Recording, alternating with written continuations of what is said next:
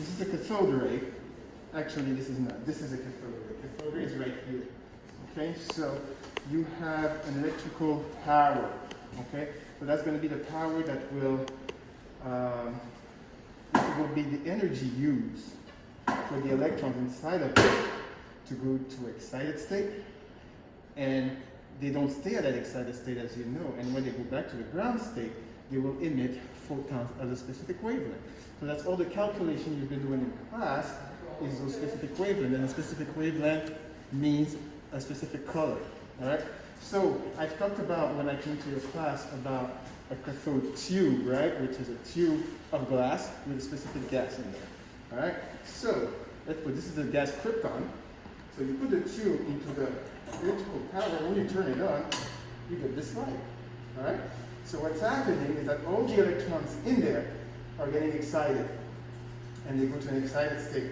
And when they go back to the ground state, they release a light of that specific weird but so beautiful color, all right? So this is krypton, and let's try a few of different ones. So, for example, helium. You realize that it's pretty much the same color as krypton, because you will realize this year that elements in the same group on the periodic table have similar properties, which is color. One of them is color. Okay? So let's try a few other one. This is neon, as a neon gas. It looks like a neon sign, right? So this is how a neon light actually works.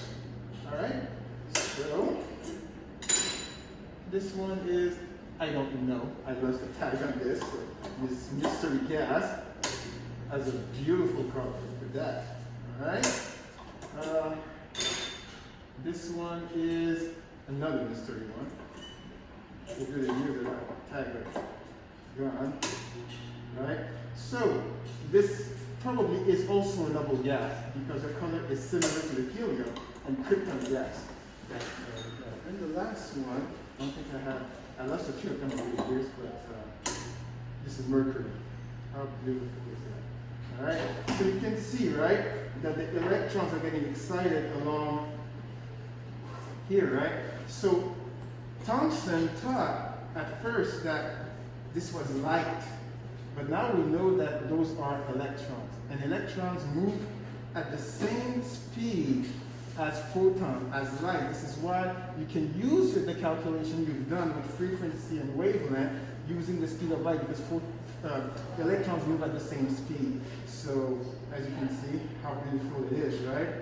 And if I would put, if I had a magnet, which I don't, if I would put it anywhere around, you would see a bend into that beam of light that would bend towards the magnet. So this is it. This is the cathode tube.